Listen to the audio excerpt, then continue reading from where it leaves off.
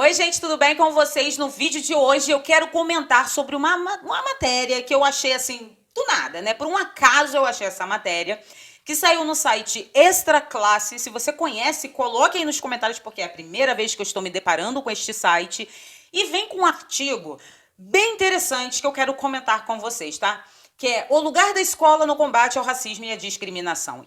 Quando você lê isso daqui, você pensa, gente, que maravilhoso, que causa nobre, né? Mas você que, como eu, estuda mais profundamente sobre esses aspectos do comunismo, do socialismo, da esquerda e etc e tal, você sabe que por trás desse marketing lindo, né, de abraçar a causa, existem pautas revolucionárias. E a gente sabe para onde a revolução quer ir, não é mesmo?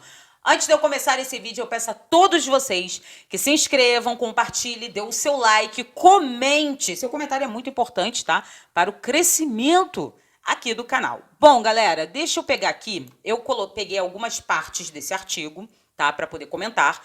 Eu vou colocar o link desse artigo na descrição para que vocês possam ler ele na íntegra, para não haver problemas. Mas esse artigo basicamente fala sobre a inserção da discussão sobre discriminação racial dentro das escolas. E aí muitas pessoas caem nesse conto porque acreditam que é necessário conversar, discutir sobre este assunto com os nossos adolescentes, para que a gente não tenha uma sociedade com racismo estrutural, né? Porque eles falam que existe um racismo estrutural, um racismo na estrutura do nosso país.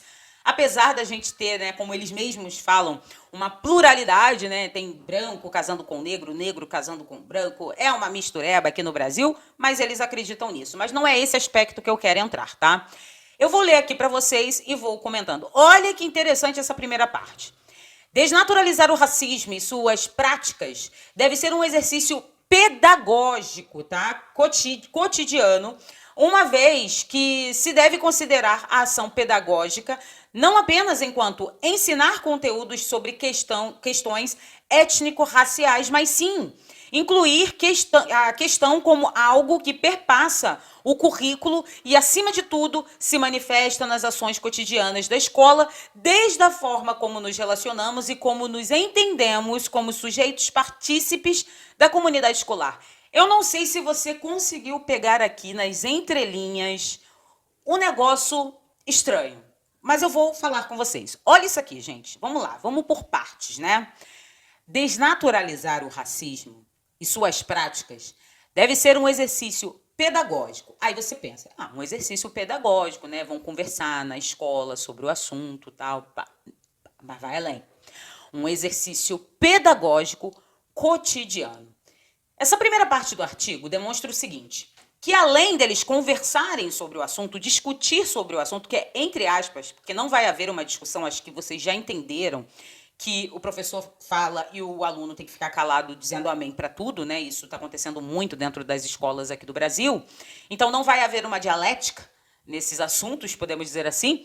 Então, não será somente isso, sabe? Seu filho ter uma aula falando sobre a África, né? Da onde veio essas pessoas negras, aquela coisa toda. Não, gente. O que eles querem é inserir dentro das escolas como se fosse uma educação comportamental. Então, seu filho vai estar lá na hora do lanchinho, lanchando, e se ele fizer alguma coisa que acaba dando a entender para esse pessoal que ele está tendo um comportamento racista, desde pequenininho ele será, eu não vou dizer nem a palavra doutrinado para não entrar em discussão aqui maior, mas ele será educado para mudar esse comportamento. Só que tem o seguinte, esses dias nós vimos aí um jornalista corrigindo a sua colega de trabalho por conta de uma palavra que eu não vou nem falar aqui para não haver problemas aqui na plataforma comigo, né? Mas o jornalista corrigindo uma amiga de trabalho por conta de uma palavra que, segundo esse movimento, é uma palavra que é pejorativa, podemos dizer assim.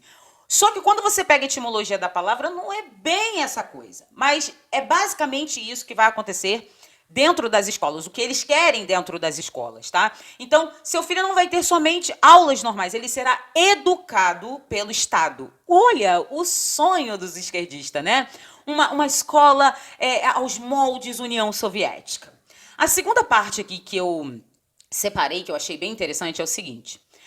Considerando a educação como um mecanismo de transformação da sociedade, compreendendo que ela não é um espaço neutro, cabe também ao Estado promover e assegurar a implementação de políticas públicas voltadas para a igualdade racial em um país que é marcado historicamente pelas desigualdades étnico-raciais. É claro que aí vai entrar o aspecto de que todo pobre é preto, todo preto é pobre, o que não é a realidade. Existem muitas pessoas de pele clara, né, que são considerados brancos e tal, que também estão na mesma situação econômica que o amiguinho que tem um tom de pele mais escuro. Então, assim, isso é uma falácia, tá? Você pode ver mesmo no colégio do seu filho, um colégio público, que ele tem amiguinhos plurais, diversos. Amiguinhos negros, amiguinhos brancos, tem até ruivos dentro da escola pública. Então, é uma falácia desse movimento. Existe, sim, pessoas que não são negras, que passam situações econômicas horríveis. Vai no Nordeste. Tem inúmeras famílias de pele clara que passam fome, passam necessidade. Então, cai por terra isso daí. Mas é exatamente isso que eles vão querer colocar dentro das escolas como um aspecto racial, entende? Olha, todo preto é pobre porque a sociedade é racista. E eles vão puxar lá atrás, quando a princesa Isabel libertou os escravos, mas não deu uma estrutura para essas pessoas, que eu até concordo, realmente. Libertou e não deu uma estrutura para que essas pessoas tivessem uma moradia, tivessem um emprego, que a gente está falando de uma época onde realmente existiam pessoas que ainda acreditavam que pessoas de tom de pele mais escuro, né, não eram pessoas. Mas isso era em 1888. Hoje é outra coisa, mas eles vivem no passado. Então, vocês estão entendendo o que eles vão tentar colocar dentro das escolas, né, que eles querem. Aí tem aqui uma outra parte que eu separei para vocês.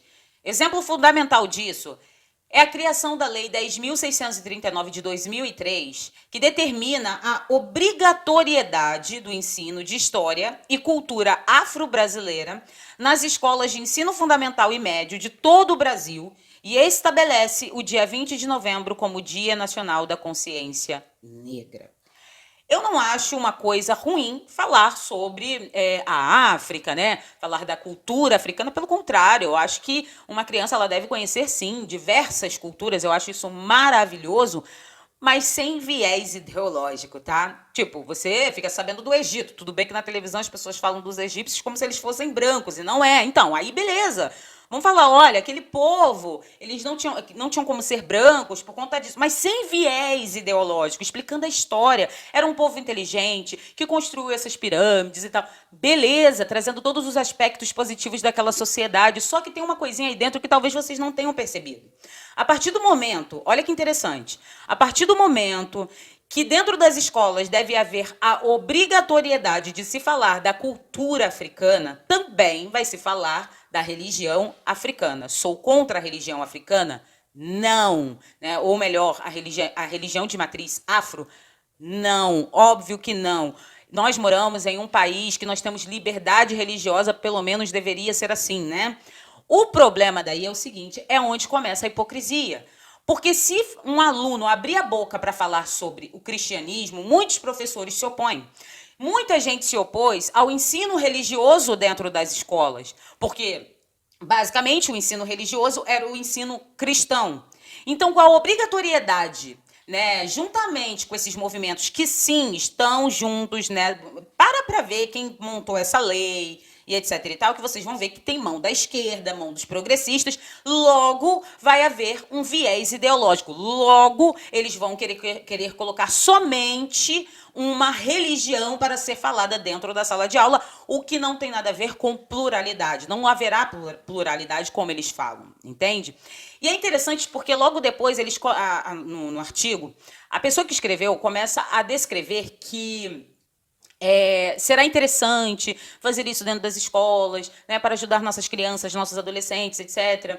E trazer pessoas que tenham uma carga intelectual sobre o assunto para conversar com essas crianças. E quando eu parei para pensar nisso, eu imaginei, bom, para uma pessoa trazer uma carga intelectual sobre estes assuntos raciais, quem vocês acham que vai palestrar na escola do seu bebezinho, do seu filhinho? provavelmente, óbvio, uma pessoa do movimento. E uma pessoa do movimento pode ser uma pessoa daquele Black Lives Matter, né? E aí é que tá, galera.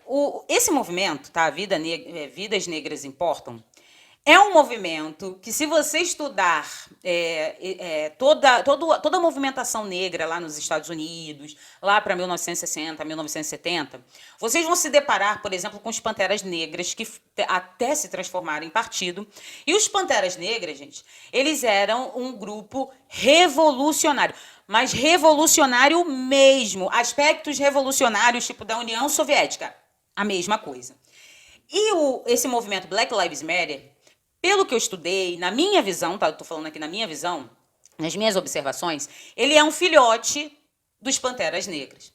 Tanto que existe um vídeo de uma das criadoras desse movimento, tá? Que é Vidas Negras Importam, que ela deixa muito, muito, muito claro que o movimento, sim, é um movimento revolucionário, marxista. Gente, ela fala isso claramente. É um movimento revolucionário, marxista, e nós que estamos à frente desse movimento, nós estudamos para poder, como que eu posso falar, né? Para poder convencer, é outra palavra que ela usa, mas é tipo, para convencer as pessoas a entrar nesse movimento, a convencer as pessoas das nossas pautas. E é interessante porque a pauta, uma das pautas dos Panteras Negras, tá? Só vocês colocarem, deixa eu ver aqui para vocês, cadê?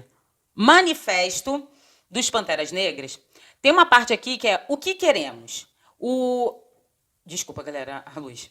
O número 8 tá assim: queremos liberdade para todos os negros que estejam em prisões e cadeias federais, estaduais, distritais ou municipais. Te lembra alguma coisa? Apesar de ser um contexto histórico totalmente diferenciado, mas te lembra alguma coisa? É a mesma luta existente hoje, quando se fala, por exemplo, de uma operação da polícia dentro das favelas, onde pessoas negras são presas ou têm seus CPFs cancelados, e vem esse movimento, vem um movimento de esquerda falando o quê? São inocentes, nós não queremos a prisões dessas pessoas, não é necessário cancelar o CPF dessas pessoas, mesmo que essas pessoas estejam ali num contexto que é impossível isso não ocorrer. Gente, é a mesma luta, é a mesma causa, tá bom? Tem outras aqui, né? Queremos desemprego zero para o nosso povo. Lembra alguma coisa? Lojas como Magazine Luiza, que só abre vaga para pessoas negras. Te lembra isso? Então você começa a ver que, apesar dos Panteras Negras ser lá de 1960, 1970, nós temos o filhote dele hoje em dia, que está no Brasil e provavelmente vai fazer parte desse grupo que vai entrar nas escolas para poder falar com seu filho. E nós temos que conversar sobre isso.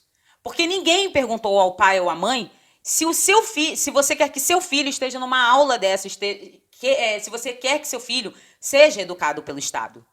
E aí entra uma outra questão, porque uma coisa a gente vai puxando a outra, senão eu fico aqui 1 hora falando com vocês, mas aí vai para uma outra questão, onde algumas pessoas dizem que seu filho não é mais sua responsabilidade, mas sim a responsabilidade do Estado, que também vai para o aspecto essencial, tanto de movimento social, tanto da luta a favor disso ou daquilo, e na questão da criança, que é, em essência, uma luta revolucionária. Na União Soviética, eles também pregavam isso. Não, deixa a criança com o Estado. O Estado é responsável por essas crianças e você é livre para poder trabalhar.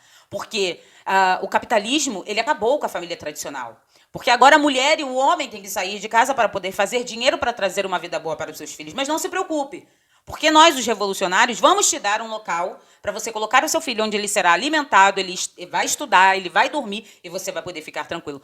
É o mesmo aspecto, é a mesma essência. E nós temos sim que conversar sobre isso. Por isso que eu peço a todos vocês para poder compartilhar esse vídeo. Se quiser fazer uma pergunta, gente, coloque aí nos comentários. Se quiser que eu fale sobre mais alguma coisa, ou seja, mais específica em algum assunto que eu falei aqui, coloque aí nos comentários, porque eu podendo fazer o vídeo, eu farei aqui no canal. Quero convidar a vocês a participarem do meu Instagram. Hoje eu fiz uma postagem que também é um outro aspecto que vem tomando força na nossa sociedade, que é ser cristão e de esquerda. E eu fiz uma postagem fazendo essa pergunta: será que é possível ser cristão e ser de esquerda? Ser pastor e ser de esquerda? E eu trouxe, gente, para vocês, na postagem que eu fiz no Instagram, uma parte de uma carta aberta de Trotsky para o camarada Burnian, onde ele deixa claríssimo que é impossível ser revolucionário e ser religioso. Se você ficou curioso, curiosa, o meu Instagram, tá? O link tá aqui na descrição do vídeo, é @AnaPaulaPalagar. Vai lá, dá uma lida, coloque lá um comentário se você gostou ou não. E vamos conversar sobre esse assunto, gente. Fale aí o que vocês acham, dê suas opiniões, dê suas sugestões, né, de pautas para a gente poder discutir sobre esses pequenos aspectos dentro da nossa sociedade. E eu vou fazer... Esse vídeo está ficando longo, desculpa, gente. E eu quero fazer uma postagem, não vou prometer, eu vou tentar fazer uma postagem sobre um novo brinquedo para o seu... Na verdade, para a sua filha. A Barbie trans. É isso mesmo, gente. Vai chegar no Brasil, eu não sei se é mês que vem, eu não me lembro o mês, eu sei que vai custar mais ou menos uns R$ 339. E sim, gente, é isso mesmo que vocês estão ouvindo. Por isso que nós temos que conversar, compartilhar esse vídeo para que as pessoas acordem. Principalmente os cristãos, os conservadores, os direitistas que estão ao lado de pautas como essa que eu estou falando aqui. Beleza? Obrigada pela atenção de todos. Se inscrevam, compartilhe, dê o seu like, comente e até o próximo vídeo.